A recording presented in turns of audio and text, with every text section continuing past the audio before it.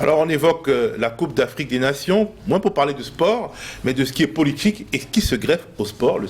Le football étant le sport roi, l'Afrique étant un continent de jeunes, le football ne peut pas être autre que politique.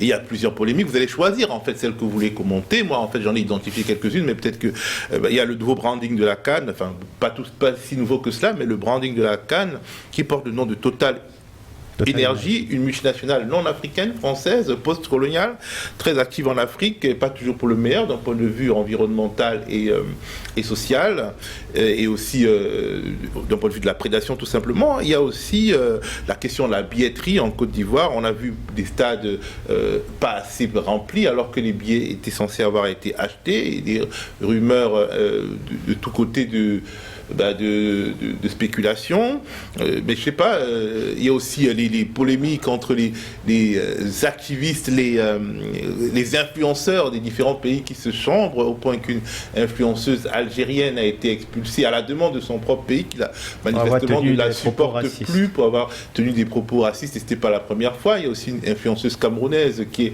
sur le fil du rasoir. Alors, on a l'impression que le panafricanisme existe de plus en plus, que les Africains se connaissent de mieux en mieux, mais que ça définit, le nationalisme se développe en même temps que le panafricanisme et le vrai intérêt qu'on a pour les autres. C'est assez curieux. Je sais pas quelle polémique vous choisissez, peut-être chacun choisit ce qu'il veut. On commence par toi, Sadio. Qu'est-ce que tu retiens? La polémique, ma polémique à moi, c'est que Alassane Ouattara a voulu politiser la CAN et qu'il a reçu une réponse politique de la part de ses opposants qui n'ont pas voulu rendre cette fête totalement belle en n'allant pas massivement dans les stades, parce que dès le premier... Oh là là. Oui, mais non, c'est mon point de vue. Absolument. Dès l'ouverture, il n'y a pas eu 40 000 billets vendus. Alors, est-ce que c'est parce que seulement la billetterie, le système de vente était défectueux, ou est-ce qu'il y a eu aussi des adversaires qui ont massivement acheté des tickets pour les garder par devers eux, pour que tout le monde n'ait pas accès? Ce serait cher. Comme on m'a demandé de polémiquer, je me permets de polémiquer sur cet aspect-là, et de dire que la politisation de la CAN pour Alassane Ouattara, qui, on a vu ses affiches un peu partout dans le pays avec un grand sourire, le sourire en vrai va se rétrécir comme peau de chagrin, parce qu'il n'a pas pu atteindre l'objectif qu'il voulait en montrant que tous les Ivoiriens sont massivement derrière cette CAN organisée par lui à hauteur de 500 milliards de francs CFA. Quand même. Fabrice, qu'est-ce que tu retiens? On commence par Fabrice, comme ça on donnera le temps à l'Ivoirien de parler le plus. D'accord, mais moi je vais aller sur des considérations tout autres, parce que pour moi, les stades remplis ou vides, en dehors de ce que je pense du football que j'adore, mais qui reste quand même un peu l'opium du peuple, on nous met devant un mirage. Total Énergie, en tant que sponsor de la Coupe d'Afrique des Nations, c'est l'un des pires scandales, pour moi, écologique de ce siècle. Pire scandale parce que le méga projet de Total en Ouganda est absolument dévastateur, et on n'en parle pas suffisamment parce que Total Énergie fait énormément de greenwashing, énormément d'opérations, de reportages, et Total va chercher, ou alors sollicite, ou quand il est sollicité par des journalistes pour faire des reportages, encadre au maximum et fait du greenwashing en permanence. Ce projet, c'est plus de 1400 km d'oléoducs chauffés en permanence. Alors qu'on parle d'écologie, de COP, tous les ans on organise des COP, et on a ce projet qui va être dévastateur, parce que ce seront des milliers de tonnes de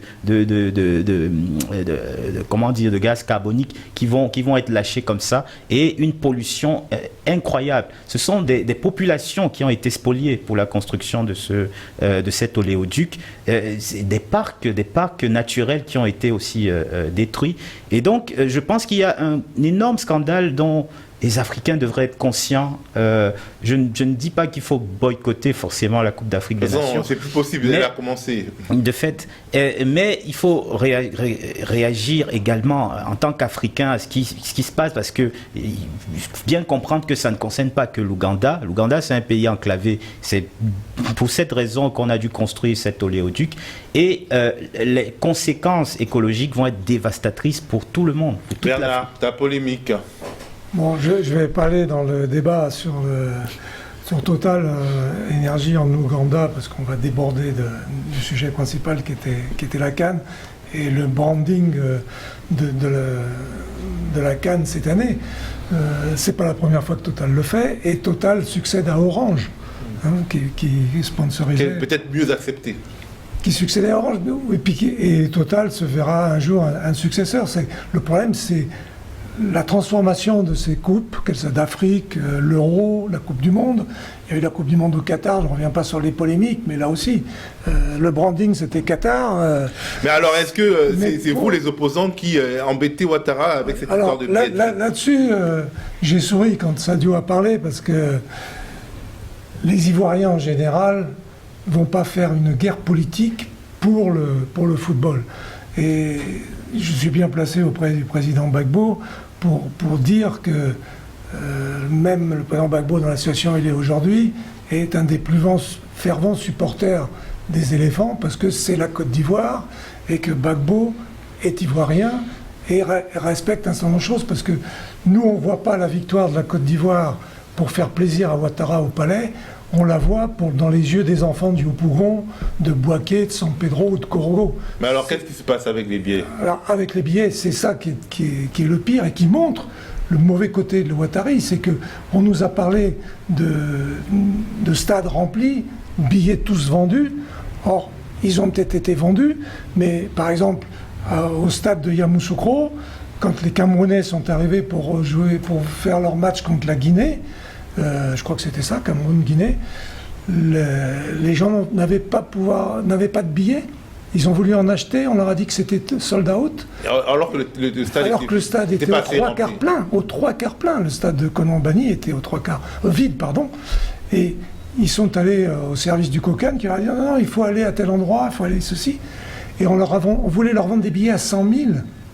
C'est pas le Cocan qui voulait le faire. Non, mais les gens qui avaient les billets les revendaient à 100 000. Donc toi, tu crois à la spéculation? Il y a eu une spéculation forcenée et qui n'a pas abouti, parce que il y a une influenceuse camerounaise qui a fait une vidéo où elle explique qu'elle est arrivée à Abidjan et qu'elle a voulu prendre des billets et que c'était 100 000 ou 200 000 par billet, ce qui était une insulte à l'intelligence.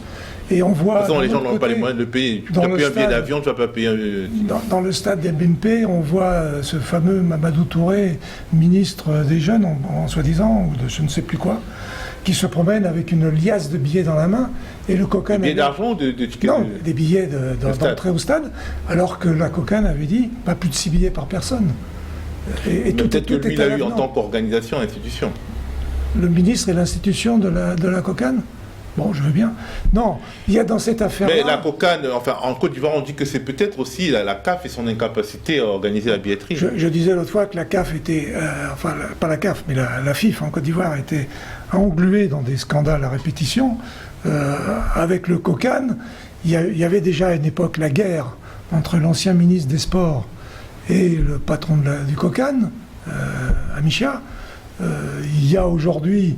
sans doute les rémugles de cette situation, et que les gens se sont précipités au plus haut niveau pour faire de l'argent et mettre en exergue ce fameux proverbe ivoirien « je gagne quoi dans ça ?» Et là, dans cette affaire-là, ça explose à la vue du monde, parce que hier, j'ai regardé le match contre le Nigeria. Au début du match, j'ai reçu une vidéo d'Abidjan, un ami qui était dans le stade et qui me faisait le panoramique du stade, et où il y avait un tiers de sièges vides. Il paraît que le stade d'Ibipé est vraiment loin et qu'il faut prendre des bus, et c'est compliqué, parce que tout cela interpelle les Africains. J'ai grandi en Côte d'Ivoire. Il y a 30 ans, mon père a construit la première partie de ce qui est devenu aujourd'hui le stade Houphouët-Boigny. Qui est plus pratique. Mais qui était au cœur d'Abidjan. C'est plus pratique. Et quand il y avait un match à Sec Africa, Les gens arrivaient à pied d'Abobo, de Yopougon, de Bingerville, de partout pour voir ce match. Ils partaient à 11h du matin. Le match était à 17h. Les stades étaient pleins. Il y avait moins la possibilité de le voir à la télé, peut-être. Hein? Non, mais il y avait une ferveur populaire qui n'existe plus aujourd'hui, qui a été détruite par l'argent. On voit comme un stade comme Ebimpe, le match d'ouverture, et en plus ils l'ont mis sur l'écran géant, 36 000 et quelques entrées. Il y a 60 000 places ou plus. C'est inadmissible.